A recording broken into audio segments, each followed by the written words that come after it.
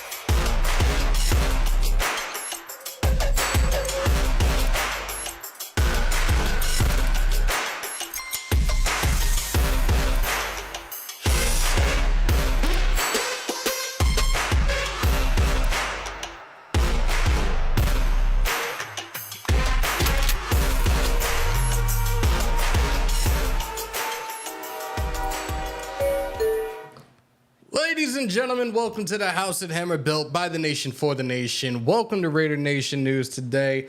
I am your host, and you know, the tribal chief of Raider Nation. Yeah, that's right. You see the name. Acknowledge me. Hope everybody's having a great Wednesday wherever you guys are. Before we go any further, y'all know the routine, and if you don't, I'm gonna learn you real quick. Break them thumbs, hammer that sub, smash the bell to stay up to date with all your Raiders news, rumors, updates, live streams, and reactions. See, we got a couple in here already. Let's do a quick roll call before we get into it. Primos, the mother, whatever you want to call her. Sarah's in the building. Redbone, Adam Sweeney, Raider Johnny Espinoza, Huey P, what up? And that's what I see so far. Again, hope everybody's having a great Wednesday wherever you guys are at. Day 2 of our Raiders in pads. It's a lot to talk about, and we also are going to recap the latest installment of the Rush podcast with Max Crosby, where he had, as a guest, defensive coordinator Patrick Graham. Couple of little snippets that we got. I'm going to play for you guys as we roll on with this live today. Probably do, I want to say 45 minutes at least. That actually might be the max as well. I do have a game tonight. Yes, we got those floating emojis back. Feels good to be back, doesn't it? But let's get into it. Again, day 2 in pads, Raiders training camp in Cali. Had some things from Paul Gutierrez. Let me see what we got because I had it up. Here we go. Devontae Adams, king of the late hands, waits for the ball to come down. This is one of the pictures up on Paul Gutierrez of ESPN, and salutes Paul, on his X account, X, Twitter, whatever you want to call it. With the Raiders off Thursday, yes, we're off tomorrow. Adams is expected to return to Vegas for the birth of his son. Congratulations to him. Waiting to hear that the baby has arrived, and we'll definitely talk about that when it happens. They talked about the rookies with their open mic night, and this is what Amir Abdullah had to say. They're god-awful singers. Thank God they found football. Punter A.J. Cole, same thing. To be honest, it's been absolutely pitiful so far in regards to the rookie singing. We know how it goes. Those that have played the game, it doesn't even matter if you played in the NFL. I remember doing it when I was in high school. The last high school I played at, we used to go away for 2 days for 2 weeks, and we did one of those little open mic nights, and yeah, it was comedy to say the least. We have a couple more tweets out. We have 3 more. Levi Damien had some things that he put out there today, and so a couple of guys that were not participants in practice today. You had cornerback Brandon Faison, who we talked about last week. We talked about, you guys were asking, do I see any surprise cuts? For me, a cut that I see, but not much of a surprise, would be Brandon Faison. He was out today. Safety Jaden Grant was out today. Receiver Tulu Griffin was out. And John Jenkins, they were all out of today's practice. Another tweet by Levi Damien. Gardner Minshew got a good amount of run with the ones today. He and Aiden O'Connell switched off. Both had a few good completions. Safe to say, the offense looked the best it's looked this camp. Granted, that's not a high bar to clear, so take that for what it's worth. Let's see, one more. No, we have another few. If I can find them. Here's another one. This was for, I'm sorry, I apologize. Still trying to get back to the hang of things. This was actually retweeted out by Levi Damien, but this is from Vic Tafer, another dude. Salute to Vic. There have been a handful of PI flags today, couple on Jacorian Bennett. If I remember correctly, there were 2 on Jacorian Bennett today. Crosby lost it. He strongly requested for officials to call it when he was being held. Come on, we know how that goes throughout his career. He's been held. We don't see flags, whatever. Which has been often today. Hey, offense is trying to run some plays. We have a couple more from Vic Tafer. Excuse me, guys. Minshew has had a better day thus far, but O'Connell also had some drops.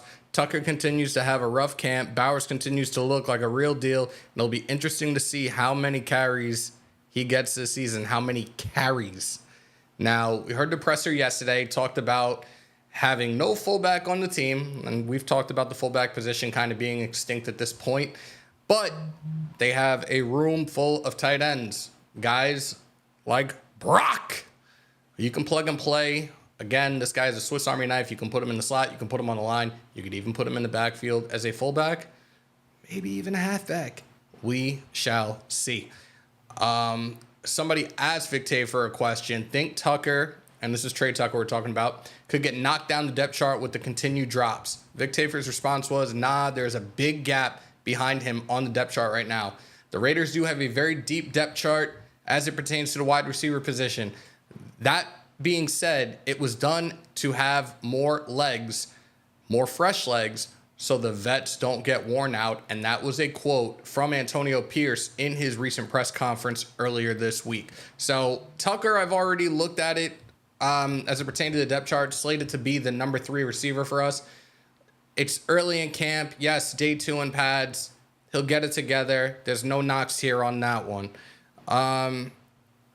Best pass of the day, high arcing 30-yard touchdown in the left corner from O'Connell to Turner. Again, we talked about, or not me, Graf talked about DJ Turner earlier today. That's a guy that's definitely going to solidify a spot. It doesn't necessarily mean he'll be in the mix. He'll probably be the number 4 at best. We'll see. There's an awesome picture Vic Tafer had up with Marvin Lewis and Tom Coughlin's and Coach Antonio Pierce, which, look,